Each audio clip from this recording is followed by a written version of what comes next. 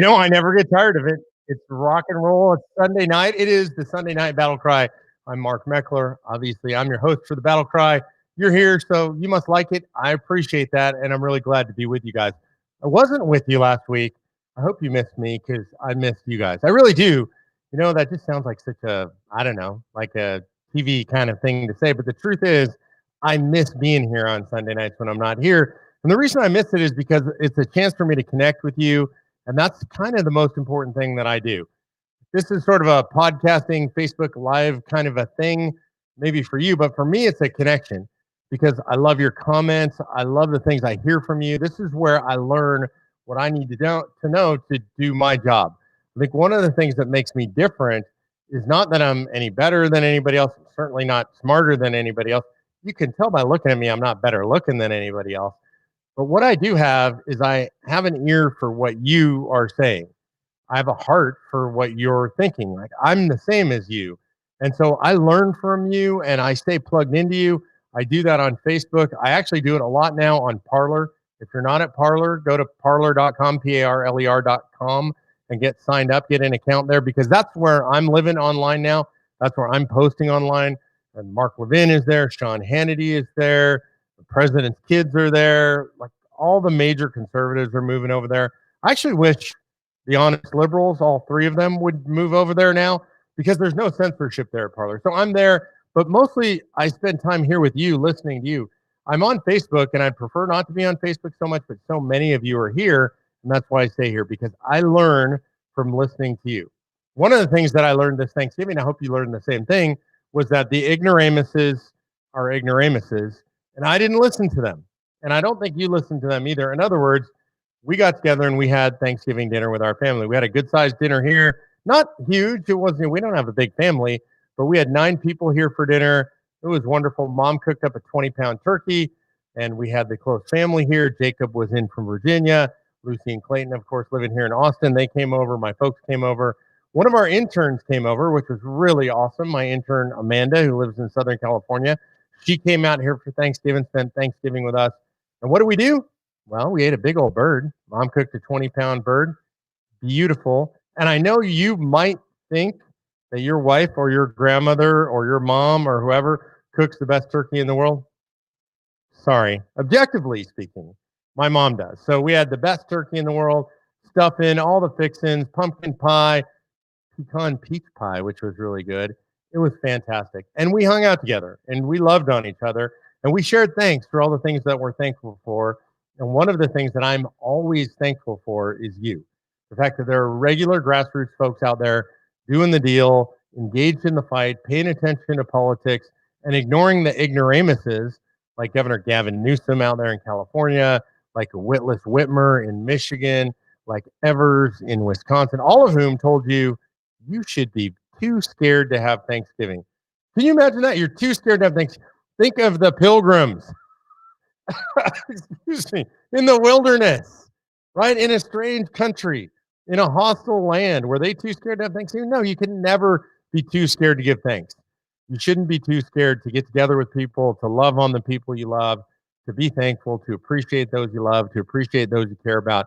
We did that this Thanksgiving, and I think people did it all across the country.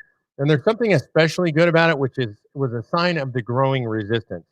You see now places where restaurants are staying open when they've been ordered to close, where gyms are staying open when they've been ordered to close. The resistance to the madness, to the communists, to the fascists, the lockdown lunacy is growing.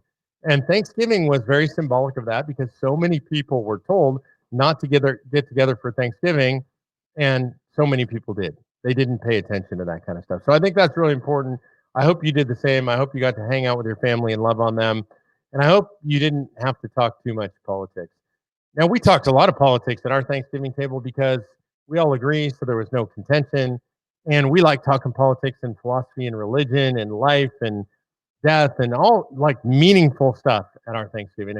I think one of the fun things is when we bring new people into our household, they're always blown away because we're weird in the Meckler household. I mean, you already might have that opinion on your own, but we're weird because we talk about literally all the time all the things that people say you probably shouldn't talk about: politics, religion, whatever's hot in the news. And we wake up talking about that stuff. We talk about it over breakfast, lunch, and dinner. We don't do, to be honest with you, a ton of sports or things like that. This is what we're talking about. So, right now, one of the hot topics is, of course, the election. And contrary to what popular media would have you believe, the election is not over. Joe Biden is not president elect, legally or factually speaking. It's just not the way it is. Until the electors meet and he is elected president, then he's not president elect. And there's still a fight going on. And I'm not sure exactly what I think about the fight. It's confusing.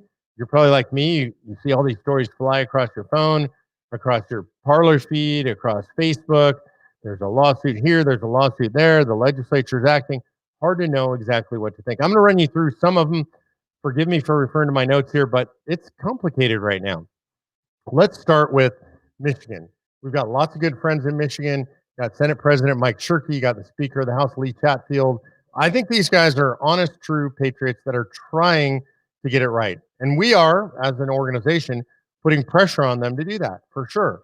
We're calling them, letting them know. We want to know, can you tell us for sure, can you assure us that the elections were clean, that they were fair, and that it's transparent enough that you can tell us those things?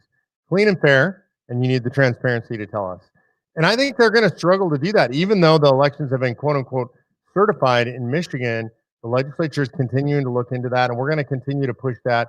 There's obviously litigation that's been filed in Michigan, and that's going to continue to try to expose that. I don't really have a prediction about what happens, other than you and I are going to put pressure on them to continue to dig into it. Let's move on to Pennsylvania. In Pennsylvania, I was really blessed. A week before last, I went hunting. I was out pheasant hunting in South Dakota. On that pheasant hunt, I happened to meet a guy from the Pennsylvania House of Representatives. He's the assistant majority whip. His name is Greg Rothman. What an awesome guy. You would love this guy. He's a Marine. He's a warrior. He's in the legislature for the right reasons. He's just like you and me, and he's helping them fight for what is right. You might have seen that the Pennsylvania legislature is holding hearings. They issued a memorandum. They're inviting people to sign on to a resolution, basically saying they can't guarantee that these elections were clean and fair and transparent. They can't tell. And so they are pushing towards potentially certifying their own slate of electors. Now, they have the authority to do this under the United States Constitution, under the Electors Clause. The state legislature retains the authority to appoint a clean slate of electors should they deem it necessary, and it's their discretion. So we'll see what happens in Pennsylvania, Michigan. Do they have the guts to do what I think needs to be done? It's hard to say. Let's talk about Arizona, and then I'm going to come back to Georgia. Arizona, they're holding a hearing next week. I think that is on the 3rd. They're holding a hearing, and you're going to see, I think there's a representative by the name of Finchman who's doing it. Our friend Kelly Townsend is involved out there, Representative Kelly Townsend. Again, great patriots in the fight. I don't like, to be frank, Governor Ducey's attitude towards this. He's a Republican. I think he's folded way too easily. I don't know what the results will be. I've told you guys this before. I don't buy into conspiracy theories. I don't look at just allegations. I need the facts. And to anybody who's trying to investigate the facts, to the legislators that are doing it, whether it's Michigan or Georgia or Pennsylvania or Arizona, God bless you guys for trying to get to the facts. So that people like me and people like you can make our own decisions based on the facts. And if we can't get to the facts, if people have intentionally destroyed the facts, destroyed the evidence, obfuscated the facts, we need to know that as well. And then we're going to have to decide what to do from there. We have to always remember the legislatures have the absolute authority to appoint a clean slate of electors. So I think we've got constitutional challenges coming. We've got the Kraken, quote unquote, being unleashed by Sidney Powell. Fired litigation in Michigan and Georgia. I want to get real specific and do a little bit of a deep dive on the Georgia litigation. I actually found a great deep dive online, and this is by an attorney who's been a practicing federal attorney for over 25 years. I want to run through some of these points because this is a 105-page complaint. It's thorough. There's a lot in there. What you're going to hear in the media about this complaint is that it had typographical errors, it had spacing errors. That, by the way, absolutely true. And it's not a good look, to be honest with you. Generally, when you file something with a federal court, you want it to be clean and pristine. But we have to understand all of this stuff is done on an incredibly rushed basis because of the timelines imposed by the Constitution. And so I would cut some slack. That's what you're going to hear from the media. And when they say stuff like that, you need to be suspect, because the question isn't whether the actual I's and T's were dotted. The question is whether the metaphorical I's and T's are dotted. What does the lawsuit say? Does it cover the things it needs to cover to survive and to cause this thing to move forward in the courts? And I would say, generally, overall, right now, what I'm seeing, I've gone through this 105-page complaint. I won't tell you that I understand all of it or it's all perfectly clear to me. I will tell you, it looks like they dotted the I's and crossed the T's. So let's run through a few points here, really important. In October of 2020, there's a federal district judge in the same district. This is the Northern District of Virginia. And that judge ruled, after several years of litigation, that the Dominion software used to monitor the election has substantial issues and it will affect an election. And that's really interesting. There's already a previous ruling saying this Dominion software is bad. The plaintiffs were actually Democrats. They filed suit in response to the 2016 election. They sought an order forcing Georgia to use different software. They conducted discovery and hearings over the years, including 3 days of expert testimony about the same voting machines. So this has already been challenged by Democrats, right? The court ultimately denied the request because they said it was simply too late to change the voting machines because the election at the time was roughly a month away. Now, new cases are supposed to be assigned to judges randomly, but I wouldn't be surprised if this case were given to that particular judge because she already spent so much time reviewing these voting machines. And so she has an idea of how to do it. The complaint itself, moving on to the complaint, as I said, clearly rushed, kind of a mess, lots of stuff. But by the way, the one that's floating around out there, it doesn't have the official court filing stamp on it, what they call the ECF stamp. And so I think it's a ECF stands for electronic court filing, I believe. So this might have been a draft that we're seeing floating around there. I don't know, but I don't really mind the typos. Like, I want to know what the substance is. Now, one of the things that the complaint does that I think is really interesting is it uses a whole broad variety of sources from both political parties, specifically statements from Democratic Senators Warren, Klobuchar, and Wyden from 2019 regarding Dominion software, including evidence from that previous litigation, which is already part of the court record. What the plaintiffs say basically is, hey, for the last 15 years, everybody's been saying these Dominion machines are a problem. And so it shouldn't be a surprise that we're here right now. There's a bunch of evidence that they use to support the claim. One is looking at the history of the Dominion software. You guys have heard about that. Developed for Venezuelan strongman Hugo Chavez. This is just true. This is factual. Another is evidence of a pattern of similar conduct in a bunch of high population counties, similar conduct being vote switching, eyewitness testimony of ballot switching, votes being cast by ineligible people. So they make a pretty strong case. Now, it's one thing to make allegations, and it's another entirely to prove those allegations. So did they prove those allegations, or have they provided any proof? One area where they did a good job is pointing out the number of votes affected by the alleged fraud. This is really important because if you can prove fraud, that's great, but can you prove enough fraud to overturn an election? And you really need to do that to have the court pay attention. And actually, the complaint does a really good job of this. They lay out substantial procedural and constitutional irregularities with roughly 96,000 votes and other stuff with more votes. Okay, this is really important because that's enough votes to way overcome Biden's margin of victory there. This is really significant. If Biden wins by a bigger margin than the votes they can prove, well, then no big deal. But Biden's victory was, I think, 12,000 votes there, and they're showing at least problems with 96,000 votes. So they meet that burden. So now the question is, what happens, right? This is everybody's question. What happens now that this litigation is with the courts? The plaintiffs are now asking for an evidentiary hearing, and that would allow them to present actual evidence in the form of witness testimony, eyewitness testimony, expert testimony, and they get to do this in a civil case. And remember, it's a civil case, which means that the level of proof is a preponderance of the evidence, right? It's not beyond reasonable doubt. This is significant. Preponderance of the evidence, 51%. Is it more likely than not that fraud or these voting machines or whatever caused the result to swing from Trump to Biden? And so I think this is likely based on what I'm seeing now, if they even get an evidentiary hearing. That's the big question. Now, the court could refuse an evidentiary hearing, and they might, in which case the plaintiffs would appeal, right? And that would go up to an appellate court. But I think probably the court's going to order an evidentiary hearing based on the evidence laid out in the brief or in the filing. They should, in my opinion. So this would happen really fast. Whatever the decision is after the evidentiary hearing, let's get real. It's going to be appealed, right? If this court says they should overturn the election, that's going to be appealed. If they say they shouldn't overturn the election, that's going to be appealed. But the evidentiary hearing is important because the appellate court is going to rely upon the factual findings by the lower court. In other words, the appellate court is not going to redo the factual findings. The question in appeal is it a mistake of law, right? How the law was applied to the factual findings. So I think this evidentiary hearing is a really, really big deal, and you should pay attention if they have this hearing to what the judge says about the evidence, about the factual evidence, because that's going to create the record for the appeal. There's a few things that you should look for specifically when you're watching this evidentiary hearing, if you get a chance to do that. One is, and this is a really big one, according to federal law, and this is federal law, not state law, that all records related to the election of a president, vice president, and senator have to be kept for at least 22 months after an election. All right, so I want you to put that in your head. All the records of an election conducted by the state, conducted by counties, localities, have to be held for 22 months if they involve the election of senators, the president, or vice president.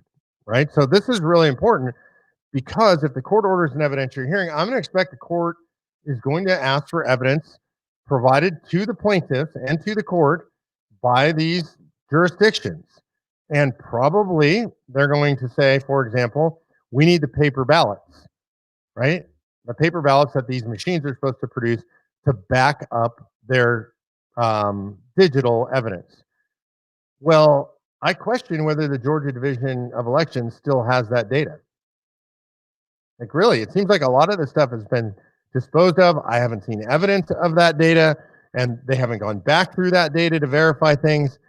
Now, it's hard to believe they'd be so monumentally stupid as to get rid of that information.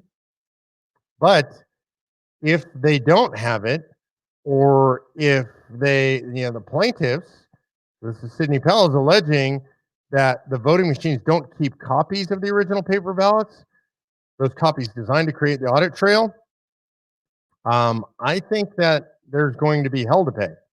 I don't think the judge is going to like this very much. It's a violation of law.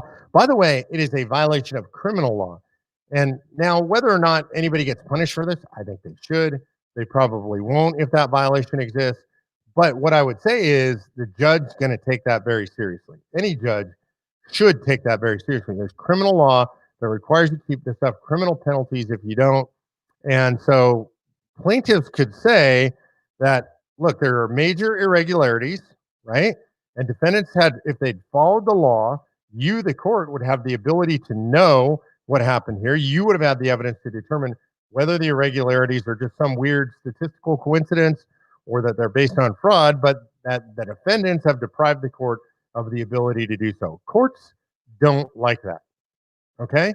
The plaintiffs are also going to look to compare voter registration or votes cast with voter registration, specifically people who've moved from Georgia and no longer eligible to vote.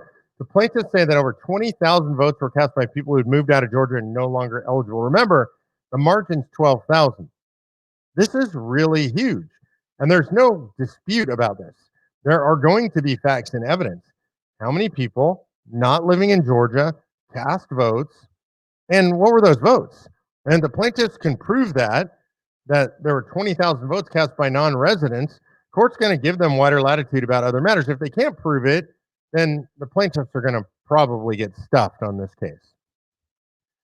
All right. I think that's enough detail. I mean, that's kind of an overwhelming amount of detail. And I'm a lawyer, right? I just want you to know what you should watch for in Georgia is there's going to be this evidentiary, potentially there's going to be this evidentiary hearing. The plaintiffs have requested it. I think the court will grant it. Hopefully the court grants it. What you want to look at is, can they produce actual evidence of the fraud, of these out-of-state votes, and do the defendants have the appropriate records? Are they holding the appropriate records? So remember, avoid all this craziness, all the conspiracy theory stuff. And I'm only calling it conspiracy theory, not because it's not true, but because right now they're alleging a conspiracy. It's theoretical. We don't have direct evidence. We have inferential evidence. So right now that is a conspiracy theory. When I say conspiracy theory, I don't want you to think that I'm saying it's untrue. I'm saying there is a theory that there was a conspiracy. Conspiracy theories can end up being true. We just need to go beyond theory to fact. So that's where things sit in Georgia. We're not going to get into the detail in the other states. There's just too much detail. You're going to have to do that on your own if you want to do that. It's worth looking into. Don't bury yourself down the rabbit hole. Okay. Life is short. All this stuff changes day to day. There's all kinds of allegations and theories and conspiracies out there. My attitude is I'm waiting for the evidence. And it's not done until it's done. I'm not calling Biden president elect. I'm not assuming he's going to be president. I'm still in the fight. You should still be in the fight. You should demand that the elections were clean, fair, and transparent. And if they're not, you should demand that the states appoint their own clean slate of electors, refuse to certify their electors. They have the power to do that. All right. Now, the next step is whatever happens with the presidential election, we are going to have a runoff in Georgia. There are two races in Georgia. This is a weird way that Georgia elections work. It's not unusual to have runoffs for Senate. So it turns out that the general election on November 3rd in Georgia works a lot like a primary. You have the candidates run for the office, and if nobody gets over 51%, then there's a runoff between the top two. So we did that with both of the Senate seats. And the reason it's both seats is because one of them was appointed for a partial term previously. So now we're dealing with Perdue versus Ossoff. And that race, I think, is the harder race for the Republicans. Perdue is kind of what I would describe as sort of a milquetoast candidate. There's nothing really exciting about him. Older white guy like me versus a young white guy, Ossoff. Ossoff is kind of, how would I describe him? He's a pajama boy. Like if you think of Beto O'Rourke, he's failed twice in a statewide election. So he's not inherently popular. But here's a place where I think his persona works.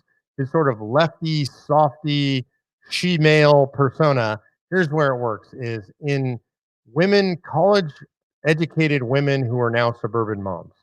They're in their 30s, up to their early 40s. Every woman who went to college knew guys like this at their liberal college. Like he's a nice guy. He was a sweet guy. He was a politically correct guy. He's kind of a non-offensive guy. He doesn't come across like this just radical, wild-eyed liberal, which is, by the way, what he is. Because pretty much nowadays, that's what all liberals are. There's not many exceptions to that. So that's Ossoff versus Perdue. Perdue actually has one big advantage. He was the founder and CEO, I think, of Dollar General grocery stores. And these grocery stores are all over Georgia. And in a lot of places, they're also in communities of color. They're very popular. And so a lot of people will know who he is and have positive feelings associated with him and those grocery stores. But that's a toss-up. I mean, he won that race by 2 points, I think it was. And I think it's a 2-point race either way right now. Like hundreds of millions of dollars are going to be spent in this race. So don't take that for granted. You should be participating. You can come to conventionofstates.com and get signed up. We're going to participate in this. We're going to do get out the vote efforts, just like we did successfully all over the country. So if you want to be involved in get out the vote efforts, help liberty-minded people get elected, people that we like, that you like, then come to conventionofstates.com, get signed up, and become a volunteer. Ask how you can get involved in those efforts. The second effort, the second election there, the second runoff, is Kelly Loeffler versus Warnock, Reverend Warnock.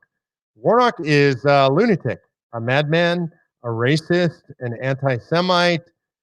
You can tell I like him, right? He's crazy. I mean, the guy's really crazy. He literally trained with Reverend Jeremiah Wright. You might remember Wright. He's the guy who said, God bless America, no goddamn America. And he is cut from the same cloth. He says that if you're white, you're a racist, that this country is racist, that we need to apologize for continuing to be racist. He's into all this systemic racism bullcrap, all this intersectional politics bullcrap, and he's dangerous.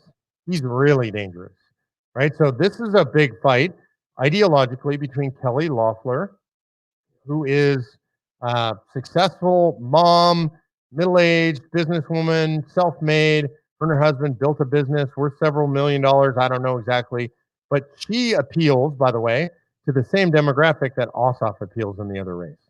She appeals to college-educated women, and that's a good thing. But these are women that, in a large way, Donald Trump lost during his tenure as president. Kelly Loeffler, they're going to find relatable, likable, and I think she has a better shot. This is a little bit easier race, but I wouldn't take any of this for granted. I mean, the way I look at this is going to be a $500 million race between these two races. These will be 100% the most expensive races in American history in the United States, and it might be $1 billion spent on this.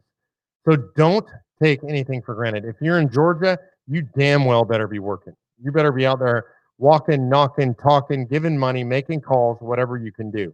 If you're out of state and you want to participate, come to conventionofstates.com. We're going to show you how to participate in getting out the vote in Georgia. And we're going to help you do that. We're going to focus our entire nationwide network on getting out the vote in Georgia. Getting out the vote is a fundamental thing that we as a grassroots organization are very, very good at. We work with Robert Cahaley, America's most trusted and accurate pollster, to design how we do all these things, how we reach the voters, how we narrate this to voters, and we make sure we inspire people to get out and vote. So if you want to be part of that, conventionofstates.com, you can be part of that. Okay, that's all that's fit to print about the Georgia runoff right now. A couple more things I want to cover. All right, I gotta mention this. Did anybody see Mike Tyson versus Roy Jones Jr.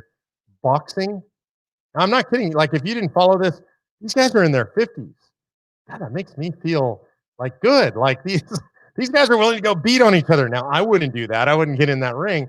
But these guys, I think Mike Tyson is 54, 51 years old. They looked good. They held a legitimate fight. Thank God nobody got hurt. But it was a legitimate boxing match. These two just beasts and former legends of the boxing ring. Very cool. I think they did 8 rounds, 2-minute rounds. Pretty impressive to see a couple of old guys slug it out like that. So let's hear it for the old guys. All right, one last thing, and this terrifies me. At Indiana University, students were enraged after Hong Kong protest leader and human rights hero Joshua Wong was invited to speak. Yeah, they're mad about that. I want you to think about this, right? People were enraged because a guy that stands for free speech and human rights and freedom and free markets and everything we love from Hong Kong, who's willing to risk his life for those things, was allowed to speak at Indiana University. Okay, who was outraged? Well, there's a whole bunch of Chinese students there. Indiana University gets over $80 million a year in tuition from China for Chinese students to go there. Chinese students threatening the university, claiming they were discriminated against, claiming they were in danger because we let a freedom fighter, a freedom speaker, a guy who's never been involved in any violence, a guy who is just in favor of freedom of speech, freedom of expression, freedom of conscience. We let him speak. They let him speak at Indiana University. All right, this is something you need to know about and you need to be paying attention to. You know, people are really worried, some people, about COVID-19. I call it the Wu flu from China. You should be worried about China, not the Wu flu. You should be worried about China. This is an infection that is far worse than any virus. This is an infection of Chinese ideology, the CCP, the Chinese Communist Party ideology, into America's political system, into America's educational system. There are open members of the CCP, the Chinese Communist Party, on campus in your universities today. I don't care what state you're in, Indiana, California, Texas, Wisconsin, Wyoming, Washington, Oklahoma. There are funded members of the Communist Party on those campuses, right? And I'm going to say something that might be a little bit, I don't know, controversial. They should be arrested and thrown out of this country because they are intending to undermine our government. This is not about whether or not they should be able to say, hey, I'm in support of communism. These are people that are openly undermining and calling for the overthrow and the destruction of the United States of America. I told you we had one of our interns here this weekend. She actually grew up in a family that is of Chinese origin and immigrated here. And her family, she told us, and she is estranged from her family were members of the Communist Party. And they would be here in this country saying how disgusting white people are, how disgusting America is, how disgusting Americans are, and how this country needs to be destroyed. Those people are in this country right now. And you're going to get told, oh, it's a Red Scare, McCarthyism, all this stuff. The reality is the Chinese are here on our soil. Confucius Institutes at all these colleges. $80 million to Indiana University for Chinese to go to school there and undermine our system. We need to stop that now. We need to pay attention to that now. I'm going to talk a lot more about that in the future. I'm going to be exposing you to this if you don't already know about it. If you don't already know about it, mark my words, you need to be paying attention to it. This is an important subject. China is working hard successfully to undermine the United States of America. All right, I'm going to go to questions. And these questions are producer G's putting them up. And so I can look and see he sorted through them and he chooses only the best. In his infinite wisdom, he's got a crystal ball. He can look and check the purity of your heart or something. I don't know how he does it. Matt Hoffman says, I'll look you up on Parler. Glad you're switching over. Welcome. Hey, Matt, I've been on Parler for quite a while. Actually, I'm encouraging everybody I can to be there. I didn't post much over Thanksgiving because I hate social media generally. I wanted to be with my family, but I'm there. I'm posting every day. Mark White says, question for Mark, is there any new guidance on how to visit state capitals and legislators given the seemingly endless lockdown orders? Yeah, Mark, it's going to depend on what happens in every capital. We actually have some capitals that are saying they're not even going to be open, or I've heard Wyoming is delaying its session potentially until April. And the answer is going to be, we're going to have to do everything digitally, right? We're going to have to hold digital meetings with legislators, Zoom meetings with legislators. We're going to have to ask for those things. Legislators are going to have to figure this out. We're going to have to call and email even more aggressively than we've already done. Tracy Weiss says, when are we going to get term limits for the corrupt politicians in D.C.? Tracy, that's what we're trying to do, right? Call a convention of states. It takes 34 states to call it. So far, 15 states have made application. We've got 19 states to go. We're going to get 6 to 10 states this year. So we're going to be way up there towards the 34. Tracy, the way we get it is you get involved. You go to conventionofstates.com and sign on if you haven't done so already. Nancy Thomas says, can't the president call for a revote and not give the Democrats time to have the mail-in votes? And Nancy, the answer is no. The president has absolutely no authority in regard to how elections are conducted. That authority is actually in the Constitution, the date and time for the election, all that stuff. The details of how it's conducted are up to the state, state by state, because of our federal system. So unfortunately, or fortunately, the president has no role in that. Stephen Hall is asking, let's see, what will happen if the Dems win the Senate? What stops Biden from changing the Constitution to get rid of COS? Stephen, here's what prevents it, is it requires the assent of 38 states to change the Constitution. Ain't no way he's going to get that. And actually, COS becomes more and more relevant if there is a Biden presidency, because people like you and me, and a lot of people who've been skeptical or non-committal about COS, are going to be looking for a way to push back against the Biden presidency. So I think we're in good shape if we get a Biden presidency, at least in that regard. Alex Gallimore asks, what's going on with the COS team in New Hampshire? The COS team in New Hampshire is just getting fired up, honestly. In New Hampshire, if you live there, you know, the legislature flipped. I think they flipped 50 seats. They went from blue to red. So they are excited. So, Alex, if you're not involved, get involved, because they're on the move now. We're making new plans. This was an exciting, unexpected development. So go to conventionofstates.com, get signed up, and get involved with the New Hampshire team. John Cannon says, how many states need to pass Article 5? Oklahoma has been ready for a few years.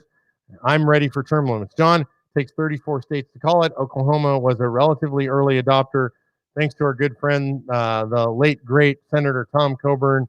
And I was back there last year, and they're still in support. We love them there in Oklahoma. You're right, been ready for years. And we need to help sister states get it done. Let's see. Scott Vanden Heuvel says, thank you, Mark. We're with you. Thanks, Scott. I appreciate that.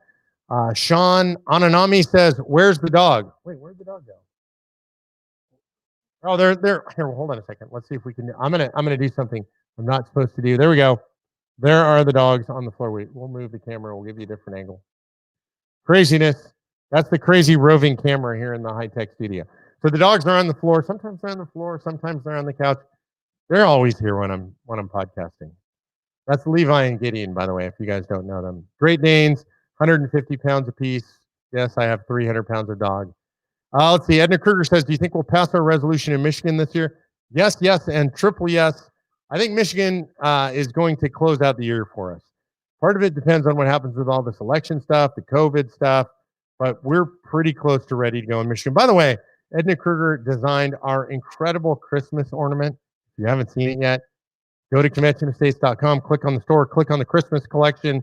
It's limited edition. We still have a few left from last year, not many. Did them both. They're gorgeous. This one is Washington crossing the Delaware. Really beautiful. Hand drawn by Edna Kruger, our own in-house artist, the best. Toby Yadon says, can the Supreme Court require re-election if they find the results are tainted from the widespread election and voter fraud? I think the answer is yes. I think the Supreme Court can say that the election can't be certified, but this is going to take time. The real question is, will the states have the cojones to do what it takes? It's really going to have to come up from the states. That's the biggest thing. We need Pennsylvania, Michigan, Georgia to say they can't certify their electors and to appoint their own slates. That's really the best way to make this happen. States asserting their authority over the election. So we'll see what happens. Daniel says we need to hold a march on each of our prospective Capitol buildings and show them that we do want a COS. You know what, Daniel? I don't think it's a march. It's about consistent pressure. And here's the biggest thing right now, honestly, that you can do. We did this in spades all across the country, hundreds of elections. COS people work to get out the vote. So that makes the legislators, the legislatures, appropriately and respectfully scared of you. And they should be. You're the constituents. You're the people who should control the state legislatures because of the hard work you did, the hard work you're going to do in Georgia. They're going to be even more scared of you. So we're going to do a digital march. We're going to make the calls. We're going to do the Zoom meetings. We're going to do the emails. We're going to do the texting, everything it takes to let the state legislatures know that it is time for a convention of states. And that's it for tonight. I ran a little bit over. I appreciate you guys being patient with me. Thanks for being with me. Thanks for sticking around, even though I wasn't here with you last week. I appreciate the fact that you guys logged on and looked for it and saw some of our greatest hits. Mostly, I just want to tell you, it was Thanksgiving week. I'm thankful for you. You guys are incredible. What you do is nothing short of miraculous. Whether the Republic is saved or not is up to you. I know it's a big burden, but I have faith in you. God bless you guys.